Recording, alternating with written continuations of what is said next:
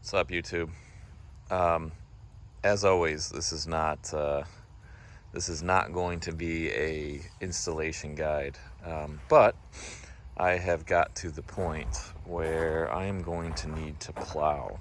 Right, so if you've watched any of my other videos, I've basically kind of given you a before, maybe during, and after video of installing some of my aftermarket parts. Although all of my I take that back. Some of my aftermarket parts, like this here front bumper, is a CanAm OEM, and some of the other stuff, like seat covers, like chainsaw holder, are aftermarket, coal pin and whatnot.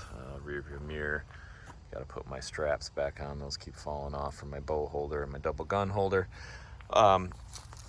Done my annual fall oil change. Haven't done the bath yet. That's something I'm neglecting, and I'm going to do some grease fittings and whatnot. But anyhow, so I did some research the other day. I will be honest, I didn't do a ton of research into other aftermarket stuff. I wanted to kind of go OEM with a snowplow, and it was interesting. What I didn't know is in order to do a snowplow, you need a winch. So this is something that I did not pay for when I got my DTS or DPS, can't remember, HD9 here. It's got to be the power steering, so DPS model. I didn't get the XT or whatever it is that came with the windscreen and the winch. If I'm honest with you, though, the windscreen is probably something I'm going to get, because plowing in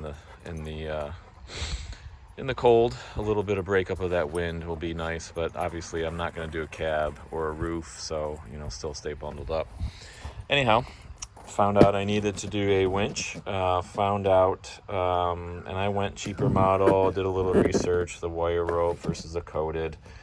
Maybe I regret it, I don't know. But in order to do the winch, you also need to buy the kit. The wiring kit, so that doesn't come with it. At first I thought, well, that's stupid, and then I thought, well, it's going to be model specific, that's why they sell it separately. And then I bought the plate. There'll be a plate that attaches the arm. That'll come in a later part in the video. I'm not doing that tonight. I'm not even sure I'm going to finish the winch install tonight. But a mounting plate so that you can mount the front of the arms that you then attach to your blade. I haven't bought the blade yet. That's one thing I couldn't buy online. CanAm at the time of this had a $200 off $200 off $1,000 or more in accessories. So I looked at Amazon, same price, but they obviously didn't have that deal. So I bought the winch. I bought the harness, wiring harness for the winch. I bought the plate. I bought the actual snowplow kind of accessory kit. I also, and then with the plate comes the larger, what do they call this thing here? Guide cable.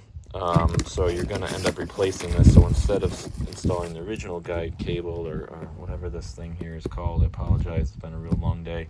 I might as well install the bigger one. So I'll skip a step there. And then there's also a limit switch that you can buy. It's not required but highly recommended, so that when you raise your plow, it stops. It doesn't keep going and do damage there. So I will add us all up together, give you an idea of my thoughts here, and I'll tell you too, once I put my phone back down, there are some really good videos, install guides out there. The other thing, as I've said in past videos, I do not like CanAm. Does this, again, because this model fits on multiple different years, but you have to go online to print it out. And if you don't have a nice printer at home, then you're probably looking off your phone or whatever. So as you can see, this particular model, when I pulled up the model, I picked up obviously the CanAm Defender.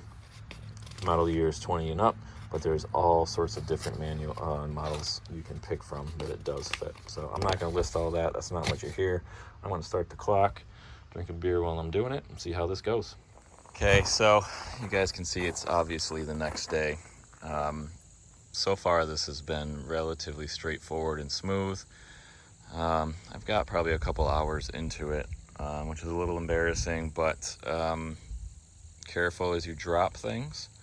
That took up a bunch of my time.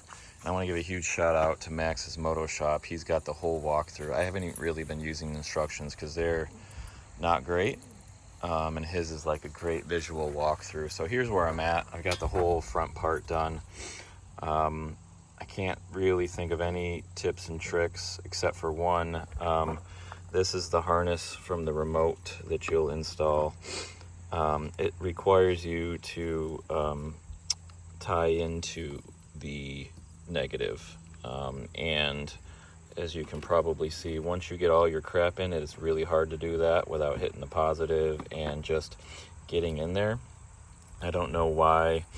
Maybe the instructions and Max just didn't do this, but definitely hook up that negative side of the terminal before you get all this mounted in. I had to undo that. Just a pain in the butt. Have a magnet ready when you drop stuff. Everything down here went well. I am going to have to loosen this up because I can't fit the winch hook through there, which I also saw on Max's other video where he installs the front of the plow. So this is the larger, whatever you call that thing, and figured why put the other one in if I'm just going to swap it. And that's one thing I found there. So now next to getting into the inside, I also haven't really cleaned up the wiring harnesses yet, so I'll spend a little bit of time after I get all that in, but a couple hours in, that's where I'm at. I think if you knew exactly what you're doing, maybe an hour. So yeah. All right, so quick update. Everything wired down in here, super simple. I'll say though, like, these bullet connectors are kind of a pain in the butt. One of them, my green one, might be a little bent, so if something doesn't fire up, I'm gonna have to check that. Now, one thing that is not in any of the instructions or in Moto's video, which he does a great job, is that this front panel, this just pops off. And if you're like me, you're worried about pulling and yanking and you're not sure, is it held up for any other reason? And you can even see I pulled out my cigarette adapter here, but there's no way you're accessing the positive and the negative terminals without some really crazy, it just doesn't make sense. So this pops right off. Just know that you don't have to unscrew or do anything. That would have been super helpful. And different models might do different things, but if you've got just the base Defender with the digital power steering on a 2022, this was what it looks like. So I'm gonna have to obviously get that red tape off that and connect the positive and the negative. All right, so I got some cleanup, some wire cleanup to go. All in all, 3 hours.